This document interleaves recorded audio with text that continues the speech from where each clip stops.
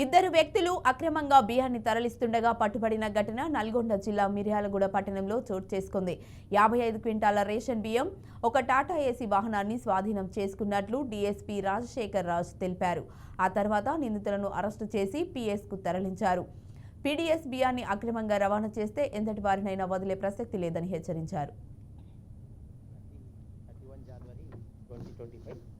సాయంత్రం 7 గంటల టైంలో మిర్యాలగూడ రూరల్ ఎస్ఐ గారు, Miryalaguda 2 town rural circle incharge Miryalaguda 2 town CI Nagarjuna గారు, Miryalaguda SI Lokesh rural SI వీళ్ళ ఆధ్వర్యంలో ఒక నమ్మదగిన సమాచారం మీద ఒక పీడిఎస్ రైస్ తీసుకెళ్తున్నటువంటి TG05-1353 ఒక ట్రాలీ పట్టుకోవడం జరిగింది. దీంట్లో అందాజా ఒక 60 క్వింటాల రైస్ దొరికింది.